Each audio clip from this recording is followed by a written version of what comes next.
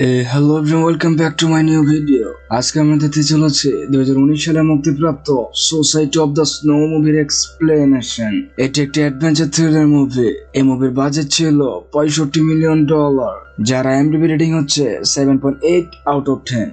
Movie director হচ্ছে J বেওনা। মুভিতে 20 থেকে 25 বছরের ছাত্রদের দেখি, যারা কিনা তাদের পাশের দেশ চিলিতে ঘুরতে যাচ্ছিল। হঠাৎ তাদের প্লেনটি ক্রাশ হয়ে যায়। তারা সেখানে না খেয়ে দিন কাটাতে থাকে এবং সব শেষে কিভাবে তারা তাদের পরিবারের কাছে ফেরত আসে সেটাই এই মুভিতে দেখবো। তো চলুন কথা না বাড়িয়ে শুরু করা যাক আজকের মুভির এক্সপ্লেনেশন।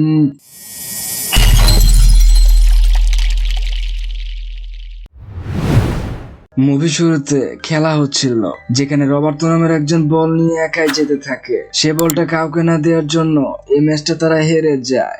বিশ্ববিদ্যালয়ের কিছু ছাত্রদের দেখানো হয়, যাদের কিনা এইবারে পড়াশোনা শেষ। তাই তারা ডিসিশন নেয় তাদের পাশের দেশ চিলিতে বেড়াতে যাবে। সবাই সবার পরিবারের সাথে দেখা করে প্রায় 40 জন মিলে চিলির উদ্দেশ্যে রওনা দেয়। প্লেনটি যেহেতু মাউন্টেন ডেজের উপর দিয়ে যাচ্ছিল, সেজন্য তারা সিদ্ধান্ত নেয় তারা সোজা উপর দিয়ে না গিয়ে একটু ঘুরে যাবে। প্লেনটি প্রবল তুষারের মধ্য দিয়ে যেতে থাকে। ভেতরে থাকা যাত্রীরা খুবই ভয় পেতে থাকে। হঠাৎ প্লেনটি একটা উঁচু পাহাড়ে ধাক্কা লেগে দু টুকরো হয়ে যায়। প্লেনটিতে যারা পিছনে বসেছিল তারা সেখানেই মারা যায়, আর যারা সামনে ছিল তারা সকলেই গুরুতর আহত হয়। প্লেনটির পাইলট তখনও বেঁচে ছিল। কিছুক্ষণ পরে পাইলটও মারা যায়। এমনিতেই তারা আহত ছিল।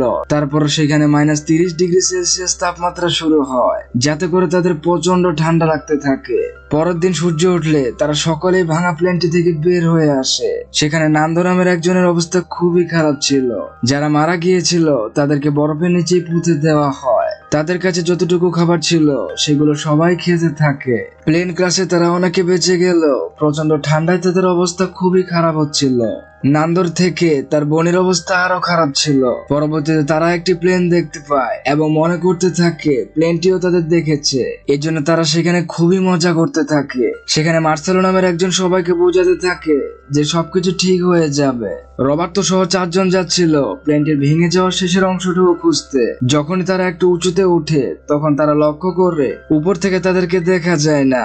এতে করে তারা বুঝে যায় সেদিনের প্লেনটিও তাদের দেখেনি। তারা ক্ষুধার জ্বালা সহ্য করতে না পেরে ময়লা খেতে শুরু করে। ধীরে ধীরে তাদের প্রস্রাবও কালো হতে শুরু করে। পরবর্তীতে নান্দোর বোন মারা যায়। নান্দো তার বোনকে বরফ দিয়ে ঢেকে দেয়। এদিকে ঠান্ডায় সকলের অবস্থা খারাপ হতে থাকে। রবার্তো বলে যে যারা মারা গিয়েছে তাদের মাংস খেতে, কেননা তারা অনেক ক্ষুধার্ত ছিল আর এছাড়া কোনো উপায় নেই। কিন্তু মার্সেলো রাজি হয় না।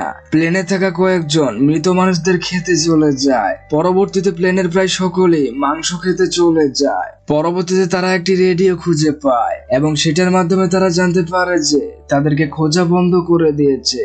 এইটা শুনে সকলে খুবই ভেঙে পড়ে। পরবর্তীতে মার্সেলো বলে, আমি ভুল ছিলাম, তোমরা সবাই মাংস খাও। তারপর মার্সেলো নিজেও মাংস খেতে শুরু করে। তারপর সকলে সেখানে শায়রি বলতে থাকে এবং খুব মজা করতে থাকে।